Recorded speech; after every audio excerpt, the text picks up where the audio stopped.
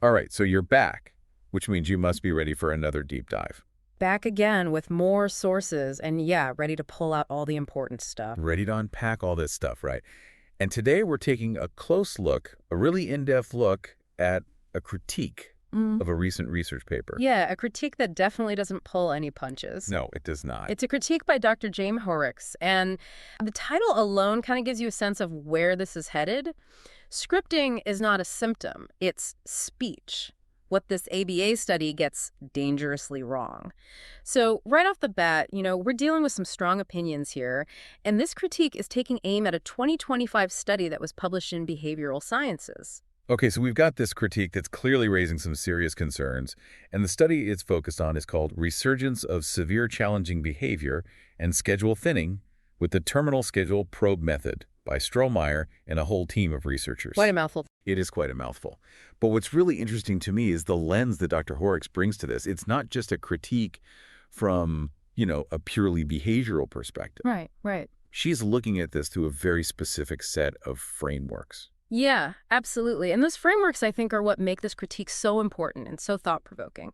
So Dr. Hoerricks is really approaching this study from the perspective of Able Grounded Phenomenology, AGP, and that combined with her expertise in disability law, that's where the real power of this critique lies. Yeah, that's a really crucial point because it brings in these considerations of communication rights, consent, especially when we're talking about research involving autistic toddlers. Right, these really young children. Yeah, how do we ensure that their voices are being heard in whatever form those voices take? That's exactly the core issue here, isn't it? And our mission in this deep dive is to really try to understand the heart of Dr. Hoerricks' argument. Why does she see this study as so fundamentally flawed? Yeah. What are the red flags that are popping up for her in terms of how research is being conducted and how we're even understanding what autistic communication looks like, especially in these very young children? Well, right from the start, she lays out this foundational principle. Any research, any intervention, anything we do involving individuals with disabilities, and particularly when we're talking about children, Yeah, especially children. it has to operate within a really strong ethical and legal framework. It's not just about what's scientifically interesting. Right. It can't just be what can we do, it has to be what should we do. Exactly. What is ethically sound and legally permissible. And that brings in this whole other layer, the dimension of disability rights, which, some of us might be familiar with. Yeah, I think it's worth reminding ourselves of some of those core principles. Absolutely. And, you think of these landmark pieces of legislation, the ADA, Americans with Disabilities Act, Section 504 of the Rehabilitation Act, IDEA, the Individuals with Disabilities Education Act.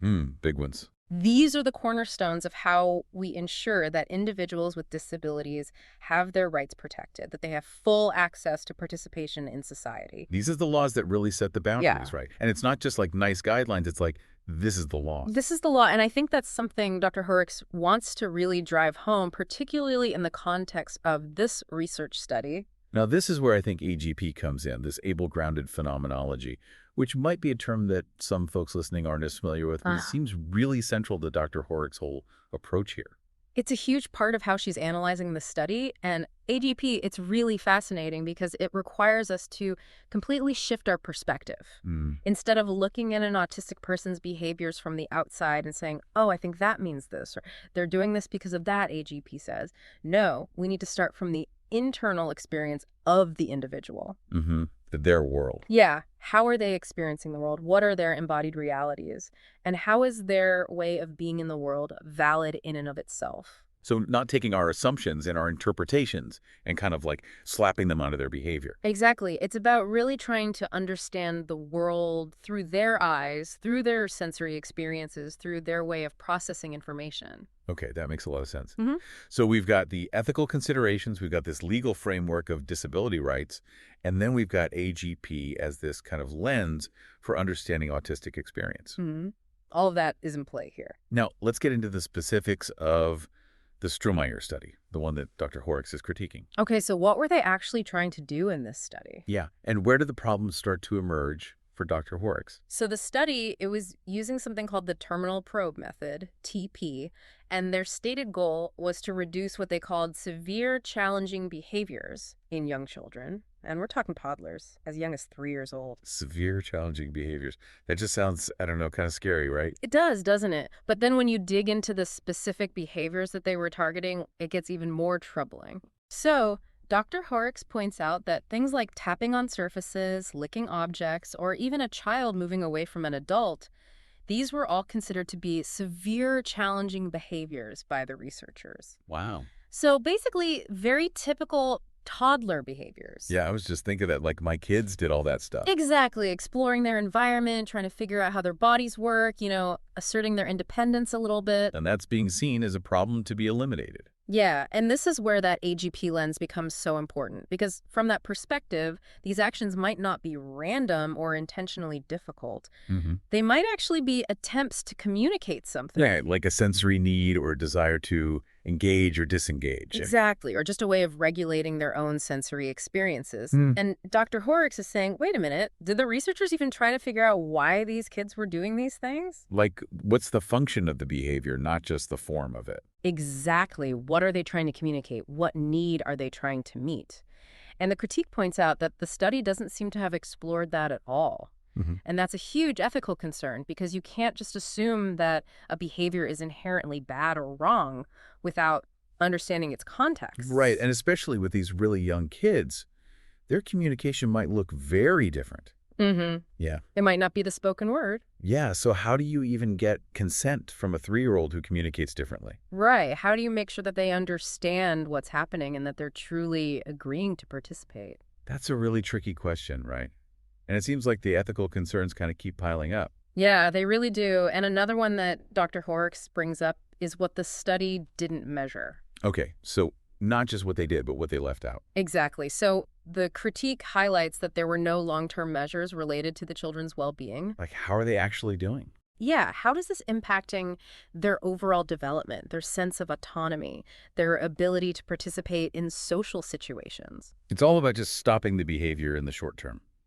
It seems very focused on compliance and control, not on the child's overall well-being. Okay, so we're seeing some real red flags around the interpretation of behavior, the whole issue of consent, and this narrow view of what a successful outcome even looks like. And then there's another layer to this that I think is worth mentioning. Okay. And that's the journal itself where the study was published, Behavioral Sciences. Okay, so now we're looking at the context of where this research is coming from. Right, and Behavioral Sciences, it's published by MDPI, and MDPI has actually faced quite a bit of criticism over the years. I think I've heard of them, yeah. Yeah, there have been concerns about their editorial standards, about the rigor of their peer review process, like how thoroughly are they actually vetting the research that they're publishing. Wasn't MDPI on some kind of list of potentially problematic publishers? Yes, they were on Beall's list for a while, which was a list of publishers that were suspected of engaging in what are called predatory publishing practices. Oh, wow. They were later removed after they appealed, but the concerns haven't completely gone away.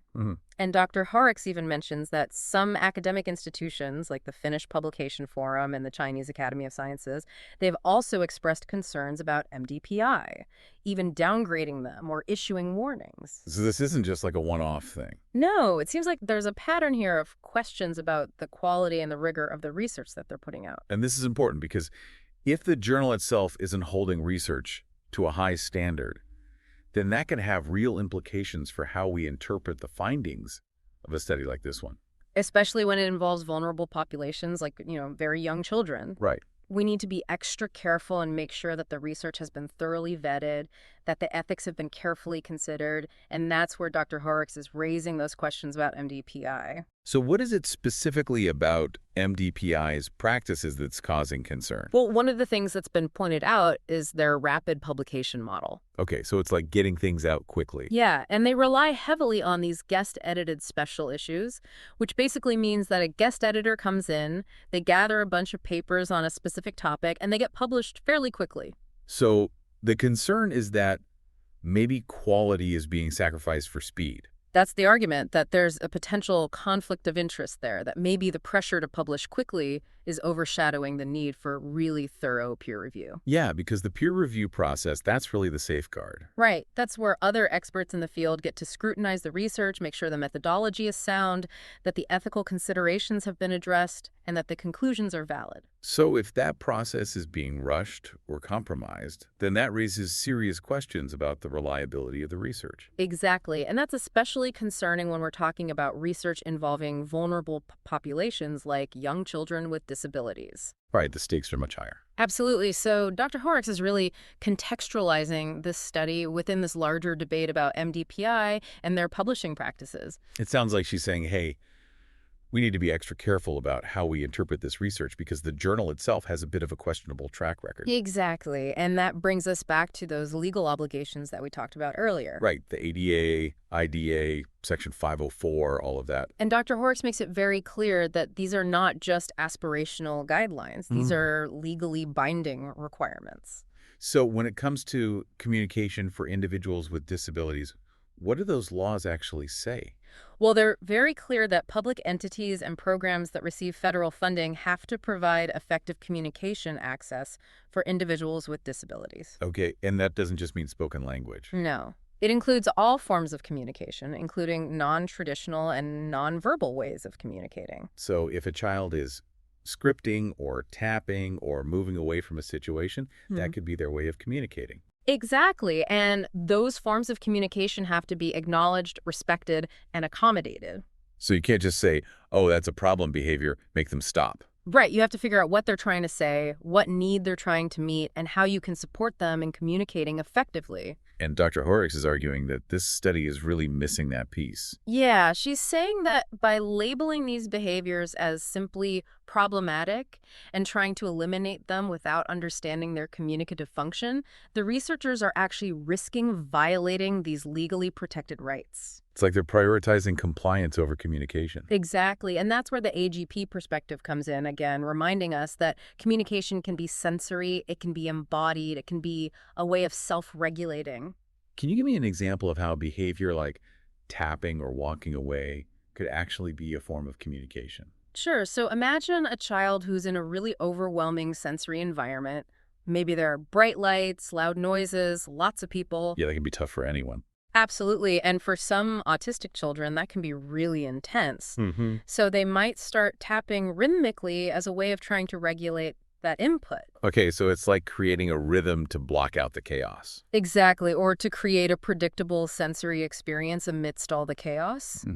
And that tapping, that could be their way of saying, I'm feeling overwhelmed. Okay, that makes sense. Or a child who's walking away from an adult or a particular activity. That could be their way of saying, I need space, or I'm not comfortable with this. And if we just see that as defiance or a behavior problem, we're missing what they're trying to tell us. It's about shifting our perspective, right? Right. Seeing these behaviors as potential communication, not just disruptions.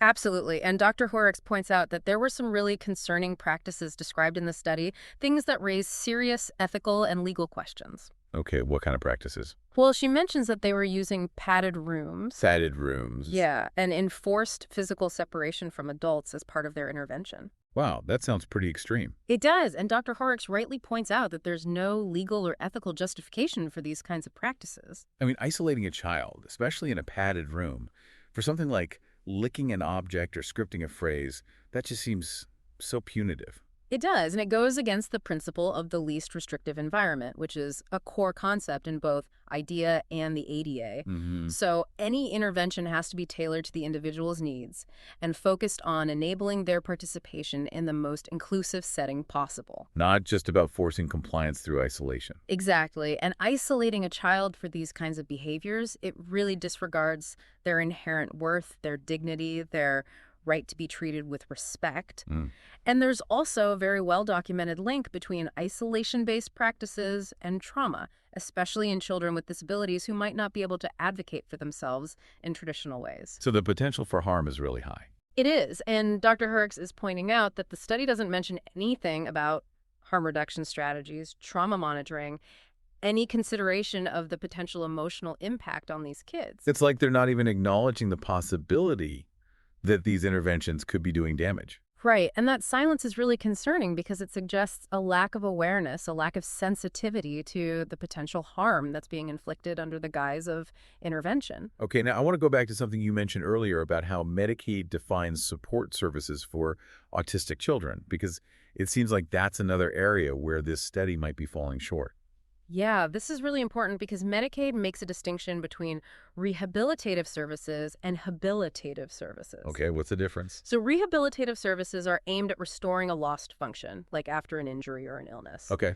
But habilitative services, those are designed to help people acquire and maintain skills that are necessary for daily living when those skills haven't developed typically. Okay, so for autistic children, it would be about supporting them in developing the skills they need. Exactly, and that's where Dr. Hoerricks is pointing out the disconnect with the study because the study is so focused on extinguishing behaviors. Mm-hmm.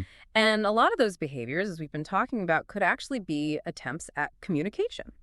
Right, so instead of trying to eliminate those behaviors, the focus should be on understanding them, supporting them, and helping the child develop alternative ways of communicating. Exactly. It should be about building their communication skills, fostering understanding, promoting independence.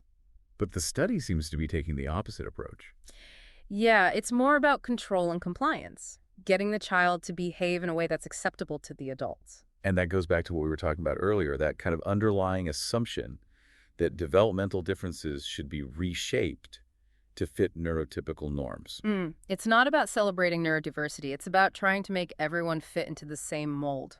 And that brings us to another really important point in the critique, the lack of meaningful outcome measures in the study. This is crucial because Dr. Hoerricks is saying that the study is so narrowly focused on suppressing those specific behaviors that it completely misses the bigger picture. It doesn't consider the child's overall well-being, their quality of life, their ability to learn and grow. It's just about reducing those targeted behaviors regardless of the cost. Exactly. And Dr. Hoerricks points out that the study didn't even look at things like access to learning opportunities. Okay, so are they able to participate in educational settings?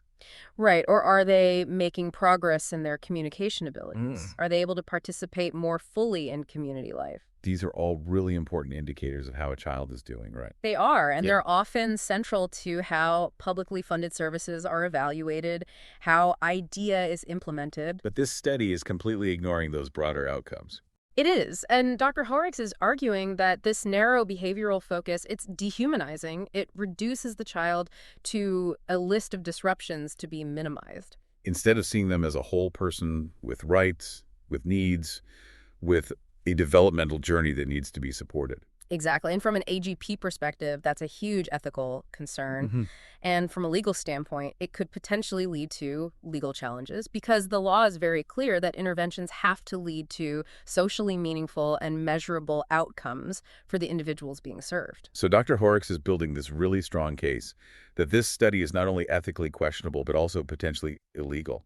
Yeah, and then she goes even deeper with what she calls the phenomenological and epistemic critique. Okay, now we're getting into some really heady territory. We are, but it's important because this is where she really gets to the heart of how this study is fundamentally flawed in the way it approaches autistic experience. Okay, break that down for me. So the main concern here is that the study completely ignores the lived experience of the children. It's all based on external observation of behavior, adult interpretation.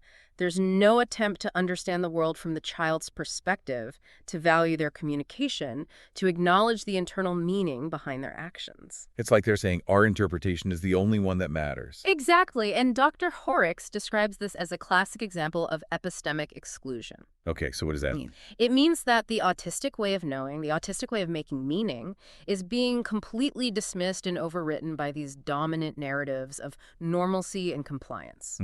So the research is being done to these children, not with them or for them. And that goes against everything that AGP stands for. Absolutely, because AGP is all about centering the lived, embodied experiences of autistic people. It's about starting from their subjective understanding, Yeah. not imposing our own frameworks onto their behaviors. Exactly, and this study just doesn't do that.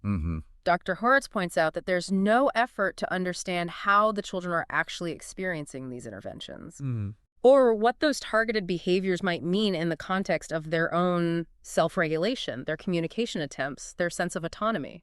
It's like they're just looking at the behavior in a vacuum without considering the whole person.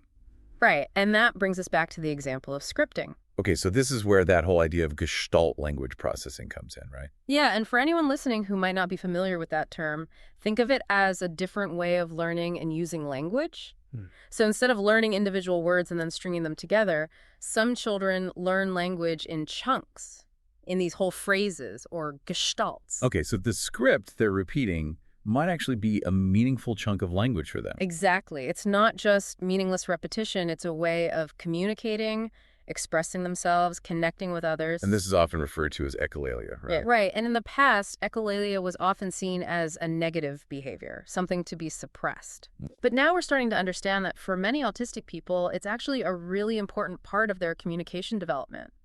So this study is probably seeing scripting as a problem to be fixed. Yeah, but from an AGP perspective and from the perspective of Gestalt language processing, we see it as communication. And by trying to suppress it, you're not only missing an opportunity to understand what the child is trying to say, you might actually be hindering their language development. Yeah, you're basically telling them that their way of communicating is wrong. Exactly, and you're reinforcing this very narrow, very neurotypical view of what counts as valid communication. It's like saying you have to communicate the way we do or it doesn't count.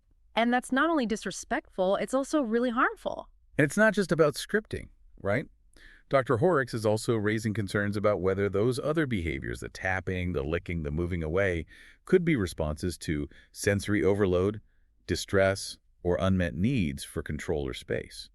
Exactly, and the study doesn't seem to have explored any of that. There's no indication that they tried to understand the child's internal state, to identify any potential emotional or psychological harm that might be resulting from these interventions.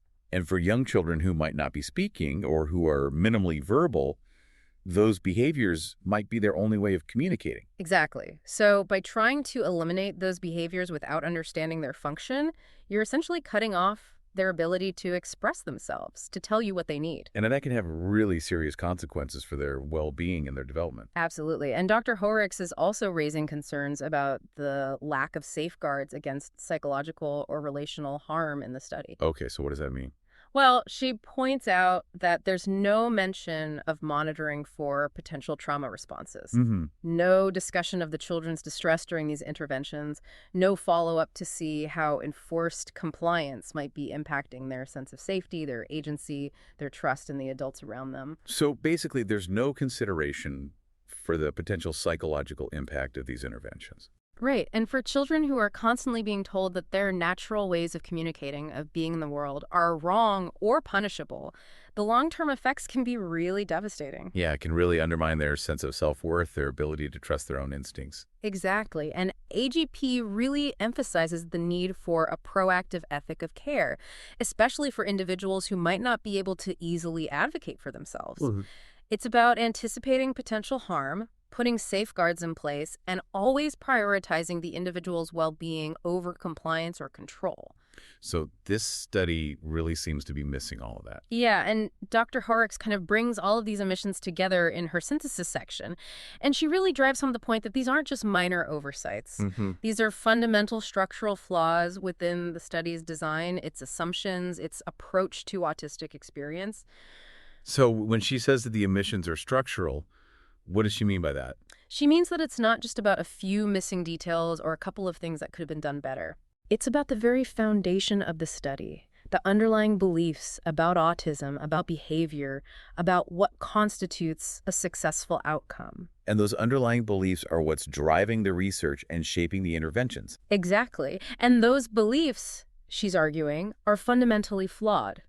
They're not aligned with ethical research practices, they're not aligned with disability rights, and they're certainly not aligned with the lived experiences of autistic people. So what needs to change?